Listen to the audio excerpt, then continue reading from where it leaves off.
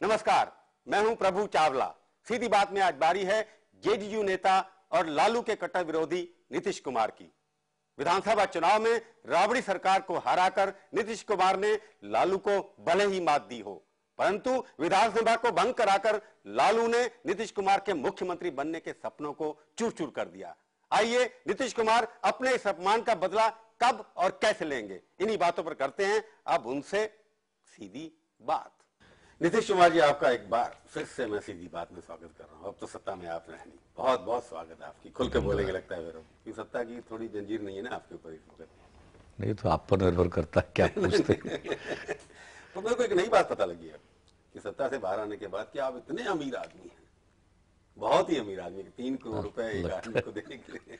पहले तो पता नहीं, नीतीश कुमार सीधे साधे आदमी है, कपड़े ढंग के नहीं पहनते, कोई बड़ी बड़ी गाड़ियां नहीं है, ये 3-3 करोड़ कहां से ले आए आप? अभी हमने देखा केंद्र के एक मंत्री हैं, बिहार से ही है जी, रघुवंश प्रसाद सिंह उनका नाम।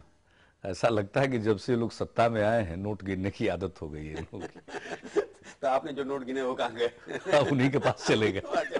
जो हॉर्स ट्रेडिंग की बात है, डॉक्टर मनमोहन सिंह जैसे सभ्य आदमी जिनकी इमेज अच्छी है, जब वो कहते हैं कि worst kind of horse trading हो रही है, तो कहीं ना कहीं सच्चाई तो होगी। उनकी क्रेडिबिलिटी इतनी बुरी तो नहीं है अभी 1 साल में। देखिए, मुझको भी आश्चर्य हुआ है उनके प्रति, डॉक्टर मनमोहन सिंह जी के प्रति मेरे मन में भी इज्जत का भाव है, मैं उनका आदर करता हूं। लेकिन जब हमने देखा कि उन्होंने कहा worst kind of horse trading, अब कहां हॉर्स ट्रेडिंग हो, गए रणथंभौर बाघ देखने के लिए, वहां उनको घोड़ा दिखाई पड़ गया, और वो भी खरीद फरोख्त का घोड़ा दिखाई पड़ गया, बिहार का घोड़ा दिखाई पड़ गया। मुझको आश्चर्य हुआ। तो आपको क्यों लगता है, कैसे, लेकिन ऐसा लगता है कि मनमोहन सिंह जी की सरकार ने जो फैसला लिया, एक गलत फैसला लिया, वो भी रात को 11 उसको, और रात को 12 बजे फैसला ले रहे हैं। राष्ट्रपति जी विदेश में हैं, वहां फैक्स भेज करके उनकी सहमति ले रहे हैं। यानी ऐसा कोई उनको दिख रहा था इमरजेंसी जैसा सीन, चूंकि इनकी आदत है पुरानी इमरजेंसी वाली। तो वैसी स्थिति में जब इस प्रकार से फैसला किया, आनन फानन में, किसके दबाव में किया, किन परिस्थितियों में किया, ये तो वो एक्सप्लेन करेंगे। तो लालू भी तो थे उसका, तो उसको डिफेंड करने के लिए झूठ का सहारा लोग ले रहे। मुझको भी आश्चर्य हुआ। ऐसा लगता है कि जिस प्रकार के सहयोगियों के साथ बैठे हैं डॉक्टर मनमोहन सिंह और कांग्रेस के लोग, known by the company he keeps.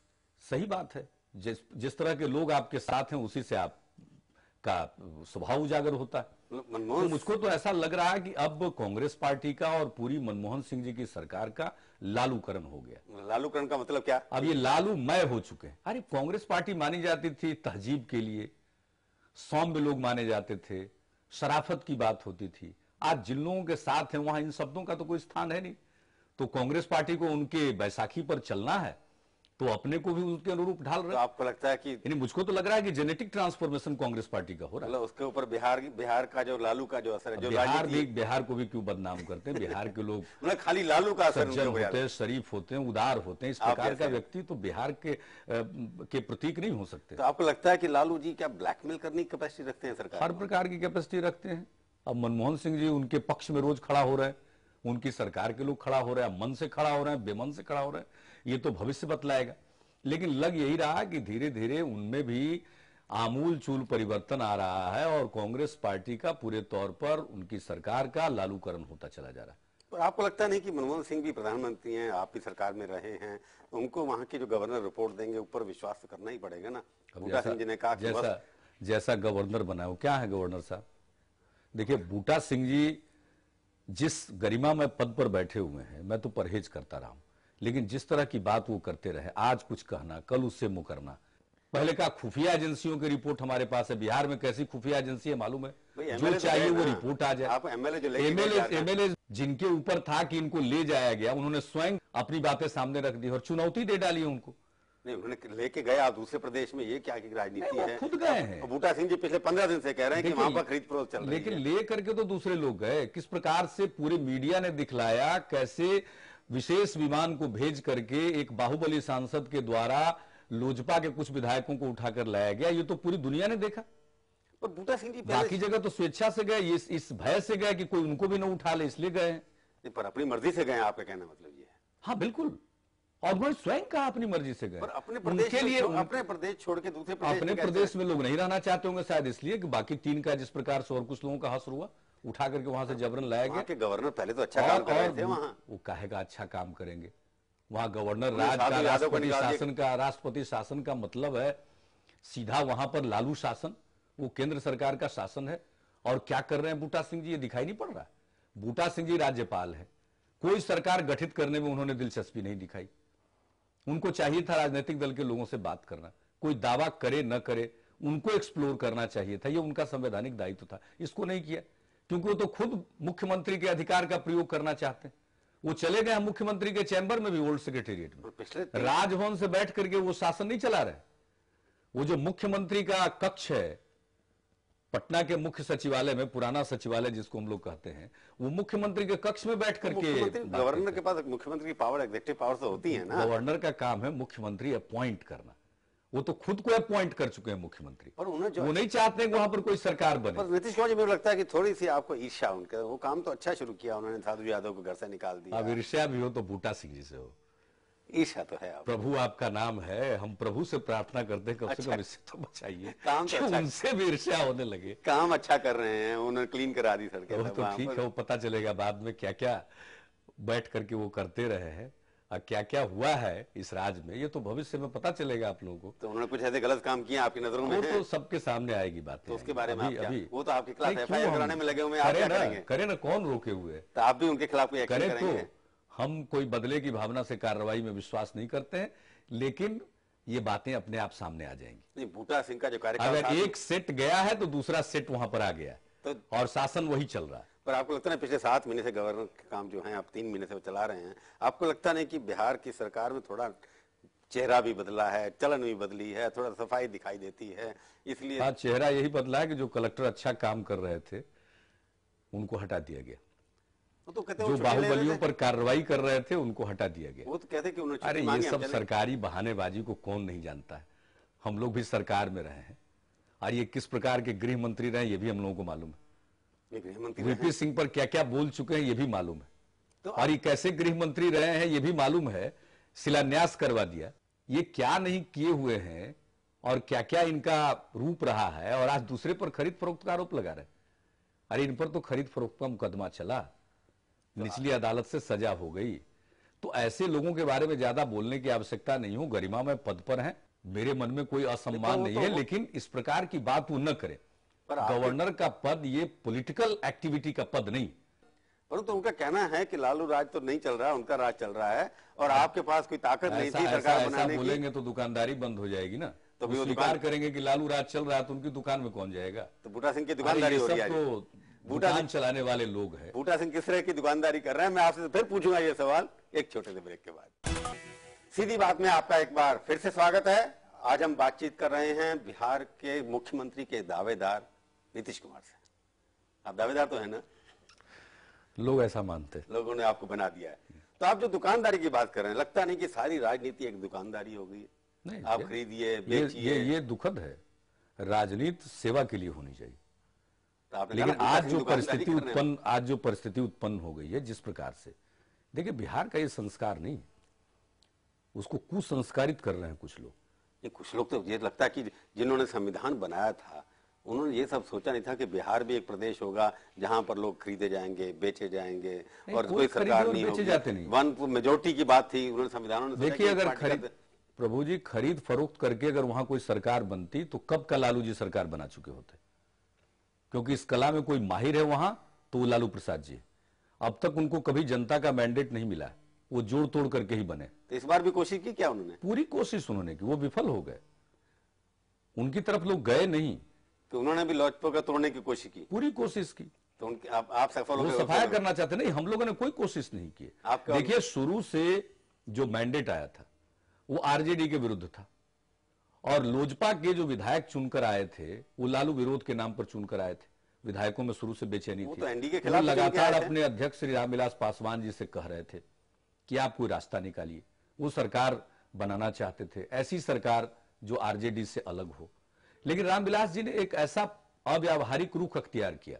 एक स्टेज पर उन्होंने हम लोगों से कहा कि जेडीयू कुछ नहीं करती है, तो हम लोगों ने कहा कि भाई हमारा 55 उपस्थित है, आप 67 का इंतजाम करके सरकार बना लीजिए। फिर उन्होंने कहा कि बीजेपी को अलग करके हो, तो हमने बीजेपी को अलग करके भी मूव किया। उन्होंने कहा रांची से कि अगर बीजेपी बाहर से समर्थन देगी तो हमें कोई एतराज नहीं है, लेकिन बाद में मुकर गए कांग्रेस के दबाव में। गवर्नर साहब का कहना है कि आपने ना तो क्लेम किया सरकार बनाने का कभी, ना आपके पास नंबर था। राज्यपाल की क्या भूमिका है? बार बार लोग कहते हैं दावा नहीं किया।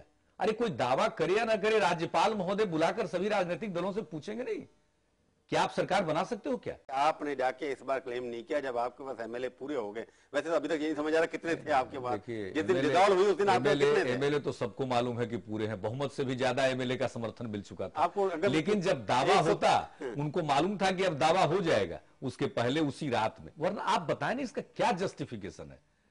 क्या जस्टिफिकेशन है? राजभवन और उसके जाने वाले रास्तों को सील किया जा रहा है दिन में, रात में कैबिनेट की मीटिंग बुलाई जा रही है, मीडिया को कहा जा रहा है कि सिनेमा हॉल के ब्लास्ट के चलते हैं, अंदर दूसरा ब्लास्ट हो रहा था, डेमोक्रेसी को ब्लास्ट कर रहे थे। नीतीश कुमार आप ये 12 बजे रात में मीटिंग करके और राष्ट्रपति जी को विदेश में सूचना दे करके ये बात की जाती है। आप बताइए कितने एमएलए थे आपके पास? बहुमत थे, ये सबको मालूम है। 130, 135? नहीं देखिए ना, हम तो अगर हम लोगों की तरफ से, चाहे वो हम करें या हमारी पार्टी की तरफ से दावा किया जाए, बात वही थी।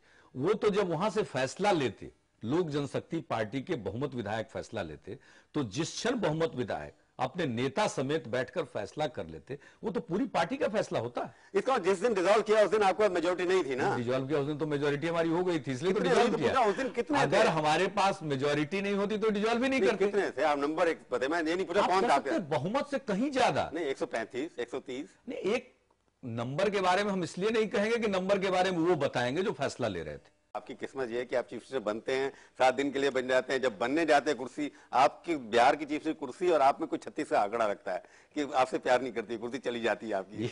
ये बात आप बीजेपी और जनता दल के नेताओं को समझा दीजिए ताकि अगर हमको मुक्त कर दे, कोई और किस्मत वाले को सामने ला दे तो ज्यादा बढ़िया। आपके बिना उनका गुजारा भी नहीं है ना। लेकिन आप ऐसे दूल्हा है जिसके बिना दूसरी बहू आती नहीं। मेरी मजबूरी ये है कि जब तक हम देखेंगे नहीं बहुमत, हम आगे नहीं बढ़ेंगे। जब बहुमत दिख गया, आगे बढ़ने के लिए तब तक वो भंग कर दिया। लालू जी का और बूटा सिंह का एक जवाब आपने मेरे को नहीं दिया कि आपने इस बार दावा नहीं पेश किया। ये उन्होंने कहा, कहां है दावा, कागज कहां है? लालू जी इस टाइम में बोलते हैं, आपको इस कथन का कोई औचित्य नहीं। आपने क्लेम तो नहीं? लालू जी तो झूठ को बोलते हैं, बड़ी जोर से बोलते हैं और बाद में मुकर जाते। कैसे चुनाव आयोग पर किया उन्होंने, किस प्रकार से हल्ला मचाया, और उसके पहले किस प्रकार से हल्ला मचाया कि उनकी कार पर पत्थर पड़ा, गए थे रेलवे एक्सीडेंट में विक्टिम्स को देखने के लिए और शुरू कर दिया वहां पे ना। तो इसलिए इन लोगों का कोई उनके पास क्लेम नहीं था। अब क्या फर्क है इन लोगों में? अब तो सब एक दूसरे के लिए हैं, वो एक दूसरे के लिए काम कर रहे हैं और राज्यपाल पद की गरिमा तो खत्म। आपको दुख नहीं होता कि अब वो तो केंद्र सरकार के प्रतिनिधि के तौर पर, प्रवक्ता के तौर पर, राजनीतिक एजेंट के तौर पर काम कर रहे हैं। अब जैसे पिछली सरकार आपकी बन सकती थी, आपकी सीटें बढ़ी, अब एनडीए की बढ़ी, तो आपको लगता नहीं कि अगर बीजेपी की परफॉर्मेंस अगर थोड़ी बेहतर होती तो ये सब आपको लेन देन नहीं करना पड़ता? 3 करोड़ 1 करोड़ जो भी चार्जेस आपके ऊपर लग रहे हैं, इसकी बात आप करते रहे। लेन देन से सरकार कोई बनती है? आपको लगता नहीं कि आपके? मैं फिर कहता हूं, लेन देन से सरकार बनने तो उसके लिए एक व्यक्ति वहां पहले से मौजूद है और उनके सोहबत में उनके और लोग भी जो आजकल बयान दे रहे हैं वो भी प्रभाव में आ रहे हैं। तो मैं इसलिए, आप मेरी बात से माने कि बीजेपी की परफॉर्मेंस से आप सेटिस्फाइड थे? नहीं देखिए, ये तो मिला जुला परफॉर्मेंस है। हम लोग मिलकर चुनाव लड़ रहे थे और मेरा अपना विश्वास है और जो लोगों का मूड है उसको देखते हुए मैं ये विश्वास के साथ कह सकता हूं कि अगले चुनाव में हम लोगों का परफॉर्मेंस, बीजेपी की परफॉर्मेंस थोड़ी अच्छी होती तो सरकार बन सकती थी ना आपकी।